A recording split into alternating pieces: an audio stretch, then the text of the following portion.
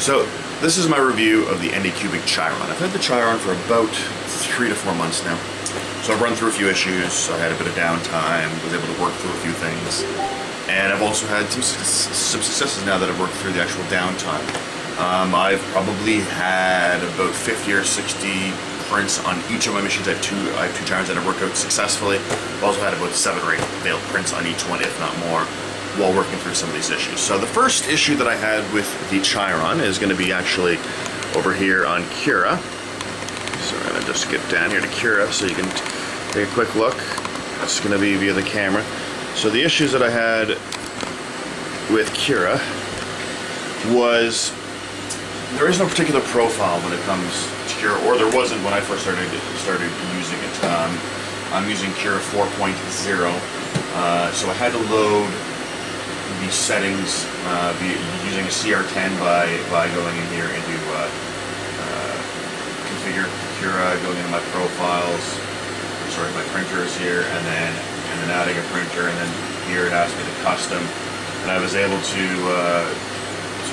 I was able to use the Creality CR10, and then by using the CR10 I came up with the Chiron, and I just added these machine settings in here, the 400 by 400 by 450, so my X width 400, my Y width 400, and my Z width 450. All this stayed the same according to the Chiron.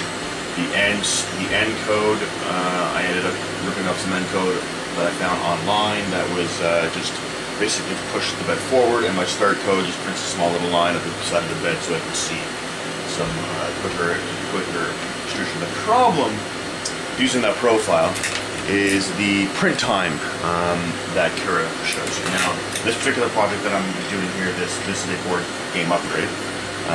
It's showing that it's going to be 6 hours and 1 minute is going to be the actual print time. The issue with that is that it's about an hour and a half off, so it's actually going to take closer to 7.5 to 8 hours for it to print. Using the settings, setting your layer height, your hot end temp, your bed temp, your speed, your infill, all of that works properly. When you give it the output down here, when it tells you the cost of what things are going to cost, the amount of PLA use, all that's accurate. It's just the actual time that it's going to take. Now, in 4.1 Cura, I believe, is the next setting. There is an actual profile for the Chiron, but from what I've read on Reddit and what I've read on Facebook, in Facebook groups, sorry, the speed or the time it takes to do a project is still an issue. It's still off by about an hour and a half to 2 hours for a print time. So the next issue that I had, and I'll show you here, actually had to do with the extruder. We'll zoom in on the extruder. So we had an issue. I had multiple issues with the extruder right here. I had some issues where I had to take apart the extruder. Now this uses a Titan extruder, which is supposed to be an upgraded extruder from the one that comes with the Anycubic i3 Mega that you saw behind me there at the beginning. You can actually go with the i3 Mega S, and the i3 Mega S will actually come with a Titan extruder, or you can buy the upgrade kit. So the issues that I had, and because it's a little bit hard to show you because this is in the middle of a print job, I have one right here, so we'll be able to show you the issues that I had. Here is the Titan extruder right here. So the issues that I had was in the way that this wheel right here internally was pulling the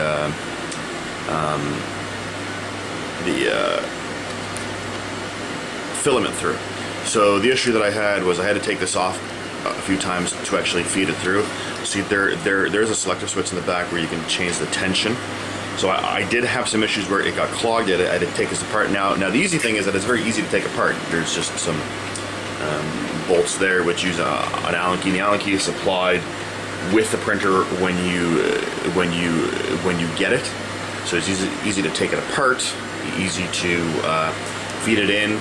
The one thing that I will say when you're feeding in a filament. I find it hard when you push through here and you're feeding it in through here and you're trying to feed it in through, because you got to get it just right. Then you have your hot end tube coming out of here. I always find it easier to pop this, to pull the hot end tube out, wait till your piece of filament goes through here, and then put the hot end in, or the hot end tube in. That solves a lot of problems.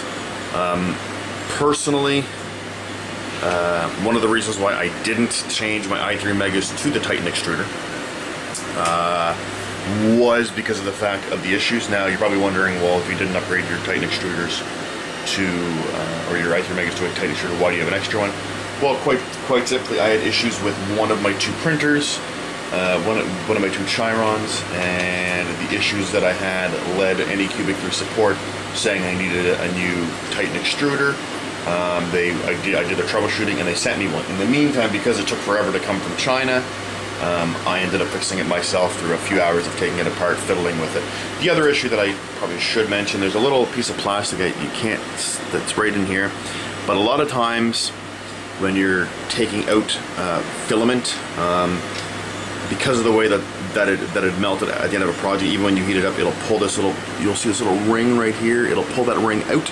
And when it pulls it out, you got to be very careful that when you snip off the end of your filament to pull that piece out and tuck it back in here, and then pull the rest of your filament out. You do not want to lose that. I'm gonna look through Thingiverse, see if I can actually find some 3D printed versions of this to have a bunch extra, because I've come pretty close where I've dropped it and basically been searching on the floor for about a half hour to 45 minutes looking for this piece with a really bright light, and I don't really want to do that. So I may try to see if there's a 3D printed piece that I can print a whole bunch of them. That way, that if I lose it, I have the extra piece. It's probably the easiest way to do it. But just be cognitive that when you pull your piece out, it's going to likely pull this out, and then you got to snip off the end of your filament and then tuck that piece back in there. So that was the extruder part of it that I had some issues with. I also had issues with the leveling of the bed. Now, the Chiron is supposed to have a what they call auto leveling system. So the auto leveling system is they tout it as being an auto level printer. It really isn't an auto level printer. It's an auto level assist. So the issues that I had with it were, well, first I'll show you. This is a little sensor that you hook onto the machine. So what you do is you put it underneath here, and then you hook it onto the top. It goes into right here in this area here, and then it goes around and it pings. It goes around and it pings, just bounces off certain points in your bed, and it's supposed to read the different points in your bed. And then there's a sub menu, and I'll show you. I can show you the sub menu because while I'm printing the sub menus there, while I'm printing, I'll show you what the sub menu looks like.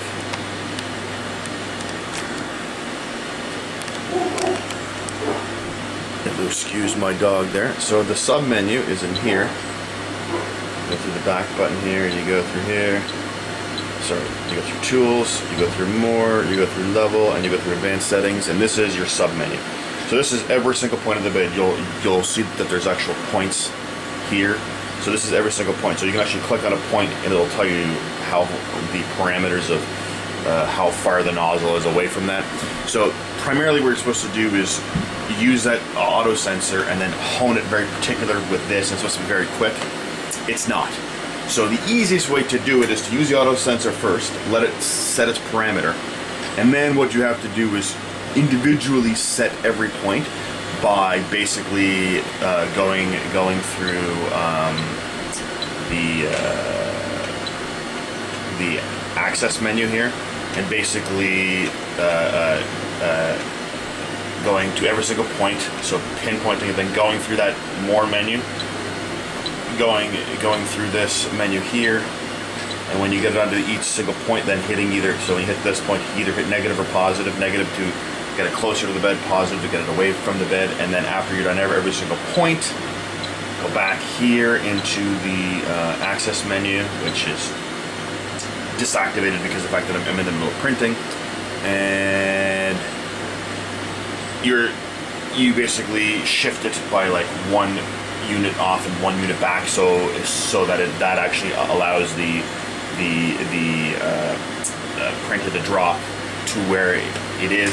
And then take your trusty piece of paper that you would with every single time and do your little paper method that you did, and you do that for every single point. It takes you about an hour and a half to 2 hours to do it, to fine tune it. I find that that is the easiest only way to level the Chiron properly. It's much more finicky than leveling an i3 Mega because of those points that are on the bed and doing each point. I believe it's 20. There's 1, 2, 3, 4, 5 points. 1, 2, 3, 4. So there's 25 points on the bed. So you're basically doing that paper test on 25 separate points. And you're using that sub menu on 25 points, and then you're basically going to the X to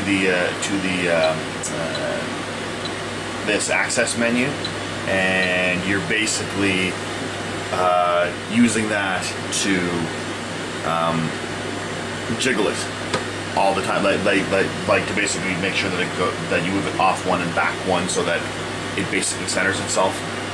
So that was a huge pain, but I was able to get consistent prints. Now, the other issue that I had, I don't have it with this one, but I had it with the other one, although there is some issues with this one, is the Ultra Base. Now, I had the same issue with the Ultra Base with my other printers. The Ultra Base, although it says that it's an Ultra Base, that you're basically supposed to be able to print directly on it, wait till it cools down and snap things off, I had huge adhesion issues with the Ultra Base, particularly with the i3 Megas. That's another review that I'll have to do. But I had that issue with one of my 2 Chirons, and this one when I'm doing very fine printing. So when I was printing, let's say these ones here, which I did in red earlier. See how small they are? We'll get to the focus here. We'll do a little bit of a focus here, so see how small that piece is there. That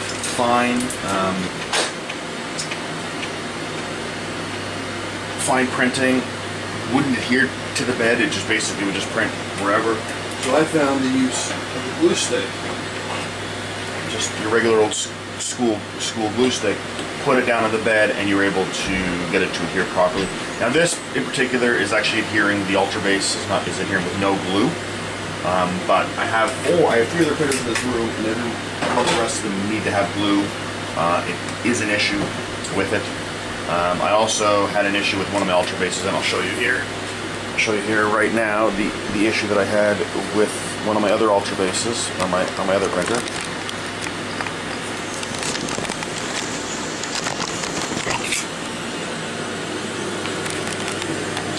So this one here, I had multiple issues. So this one here, the Ultra Base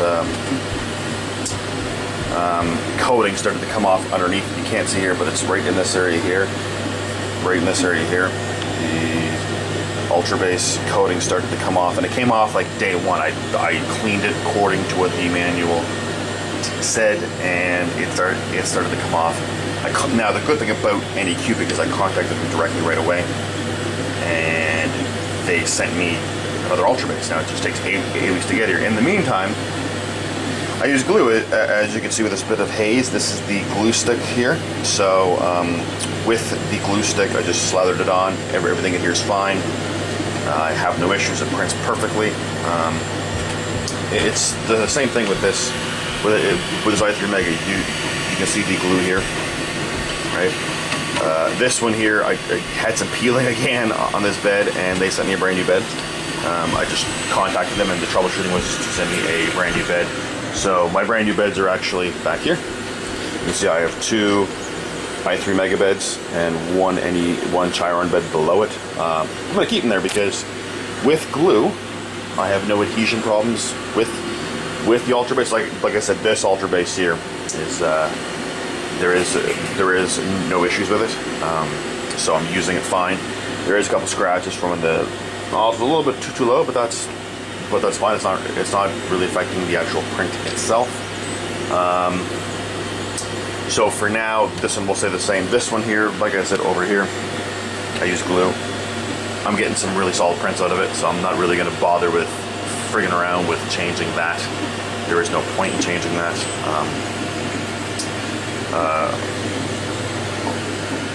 Because of the successful prints, eventually maybe I will change it out, but for now I'll just leave it alone. I do like the holder for the filament. It's basically right on the frame right there. You'll see it's just this comes off. There's your holder. I like that it's right on the frame, as opposed to my i3 Megas where it wasn't on the frame because of the fact that the i3 Mega came with its own little stand. So what I did with the i3 Mega was I printed the universal spool holder for the i3 Megas. The i3 Mega S does come with pretty much the same thing as what the Chiron does here, and it just attaches right on to the frame here. So that solves it. I don't really need to do that. I'm happy with my i3 Mega S. So when it comes down to it, would I recommend the Chiron? Absolutely, 100%. I started 3D printing about 6 months ago, 5-6 months ago. And I started with one i3 Mega, which is Uno, which is right there. I named my printers, as you can see. I have names up here. Big Julie, which is my daughter. Over here is Big Rylan, and then I got DOS right over here. And then Uno. So Uno was my first one about 5-6 months ago. Then I jumped up to DOS, which is my two i3 Megas. They are workhorses. They work great. They're really noisy. Now I'm fortunate that basically my printing is in my basement, in my laundry room / furnace room. So I sleep 2 floors above this. I don't hear them. The Chiron is very quiet. Now it has to do with the extruder itself is very quiet here. It's very, very quiet. Now I suppose if I change the stepper motors in it, same thing with the i3 Mega, if I change stepper motors in it, it would be extremely quiet. But I will tell you that for troubleshooting, even with naming those few problems that I named with the extruder and the ultra bass issues that I had, this one was quicker to work through those issues than the i3 Mega was, and the ultra bass issues that I had with this one I had with the i3 Megas anyway. So I would say that it's a much better printer. The price difference in Canadian, this was about $310, $320-ish, $310 to $320. This one was about $600. So I still think it's a better bang for your buck because of what you're getting in that package. Though that is $600, you're getting extra wheels that are these wheels here, and there's wheels underneath here, but they're basically replacement wheels. You're also getting a bunch of different nozzles. You're getting a bunch of different nozzles for your hot end. There's one here. This is actually a clogged one, but you're getting a bunch of extra nozzles of different sizes, so you're able to try them out. So all in all, it's definitely something that I would highly recommend when it comes to your 3D printing. I printed with a bunch of different brands of PLA. Haven't had any issues except for the occasional clogging, but that's any 3D printing. Anybody that 3D prints is going to tell you the same thing, that you will get clogs. So other than that, I've had pretty much no issues. So I'm very happy with my Chiron. That's something that I would highly recommend.